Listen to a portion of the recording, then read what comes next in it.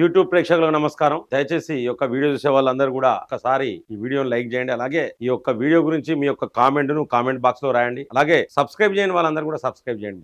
అయితే హైదరాబాద్ లో ఒక వింత ఘటన జరిగింది. ఈ ఉచిత బస్ ఎఫెక్ట్ ఇంకా చాలా జరుగుతాయి. ఉచిత బస్ ఎఫెక్ట్ లో చాలా జరుగుతాయి. ఈ ఉచిత బస్సు ఏ మాత్రం లాభం కాదు, మహిళలకు కానీ ఎవ్వరికి కూడా లాభం కాదు. ఇలా పెళ్ళామొగులు బస్సులో పోతే ఏంటంటే పరిస్థితి మహిళకు ఫ్రీ ఉంటది. ఆయన పైసలు మొగుని దగ్గర వసూలు చేస్తారు. అంటే డబల్ అన్నట్టు, రేట్లు డబల్ అయిపోయినాయి. కాబట్టి ఉచిత బస్సు ఏ మాత్రం ఉపయోగం కాదు. అది మన దేశానికి కూడా ఈ ఉచితాలు ఉపయోగం కాదు, అలాగే మన రాష్ట్రానికి ఉపయోగం కాదు. ఉచిత బస్సు అనేది ఎంత ప్రమాదం. అలాగే ఒక విచిత్రమైన సంఘటన జరిగింది. ఆ సంఘటన మీ దృష్టికి తీసుకొస్తాం. దిల్సుఖ్ నగర్ చెందిన బస్సు ఏంటంటే, ఆ యొక్క బస్సు చాలా మంది ఉన్నారు దాంట్లో. సో రద్దీగా ఉన్న ప్రాంతంలో ఫాతిమా బేగం అని చెప్పేసి 60 సంవత్సరాల మహిళ ఏంటంటే బస్సును ఆపాలంటే రద్దీగా ఉన్న చోట బస్సును ఆపడం చాలా కష్టం. కాబట్టి ఆయన బస్సు ఆపలేదు. ముందుకు పోతా అంటే బీర్సీస్ అందుకొని వెనుక నుంచి కొడితే అద్దాలు పగిలినాయి.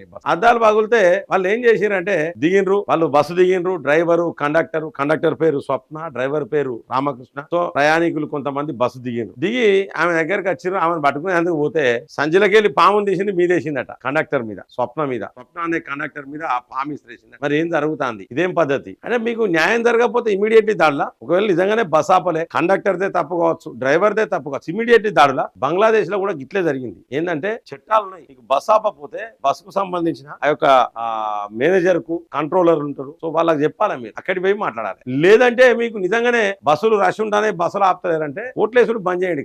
కాంగ్రెస్ కు ఓట్లేసుడు బంద్ చేయండి. గద్ద దింపండి, కాంగ్రెస్ ప్రభుత్వాన్ని గద్ద దింపండి. లేకపోతే మీ దగ్గర ఉన్న ఎమ్మెల్యే ఇంటికి పోండి. ఈ పాములను సంచులలో పట్టుకపోయి డ్రైవర్ల మీద ఇసిరేసుడు, కండక్టర్ల మీద ఇసిరేసుడు, అద్దాలు వాళ్ళకు కొట్టుకుడు, పేర్లు చూసుకోవడం, అన్నం తినిపించుకోవడం, కూరగాయలు అమ్మడం, ఏంటిదని బ్రష్ చేసుకొని పనులు తోముకోవడం బ్రష్ తోని.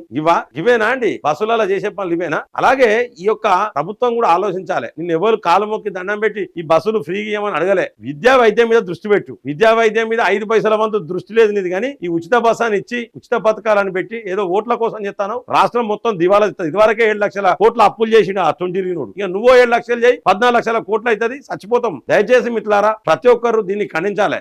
మీద ఫాతిమా బేగం మీద కేసు కూడా నమోదవుతుంది. ఎందుకంటే ప్రభుత్వ ఆస్తులను ధ్వంసం చేస్తే పెద్ద కేసు ఉంటుంది. ప్రభుత్వ ఆస్తులను ధ్వంసం చేసినా, ప్రైవేట్ ఆస్తులను ధ్వంసం చేసినా పెద్ద కేసే ఉంటుంది. అలాగే పాము మీద వేసిందంటే ఏంటిది? హత్యాయత్నమే పాము మీద వేయడం. కాబట్టి పెద్ద కేసే ఉంటుంది. దీని అయితే నేను ఖండిస్తున్నా మిత్రులారా. ఖచ్చితంగా బస్సుల సంఖ్య కూడా పెంచాలి. మీకేం ఇబ్బంది అవుతుంది? డ్రైవర్లకు కండక్టర్ చచ్చిపోతారు. బస్సు నడపలేక డ్రైవరు, కండక్టర్ తిరగలేక కండక్టర్. 55 మంది ఎక్కే బస్సులో 120 మంది ఎక్కుతారు. ఇక్కడ రాజ్యాలాపమంటారండి. వెనుక దాకా మహిళలే, పురుషులకు మాత్రమే బస్సులని చాలా బస్సులు వేయాలి మీకు. ఎందుకంటే డబల్ టికెట్ కాదు, ఇప్పుడు రేట్లు పెంచారు, టికెట్ల రేట్లు పెంచారు, బస్ టికెట్ల రేట్లు పెంచారు. వాళ్ళ పైసలన్నీ మనమే దోసుకుంటాను మిత్రులారా. కాబట్టి మిత్రులారా, ప్రతి ఒక్కరు దీన్ని ఖండించండి. ఈ ఉచితాలకు వద్దు, మనకు ఈ ఉచితాలు వద్దు, అసలే వద్దు. దీని మీద కంపల్సరీ కొన్ని ఉద్యమాలు అయితే కంపల్సరీ చేయాలి మిత్రులారా. Thank you so much. జై హింద్, జై భారత్.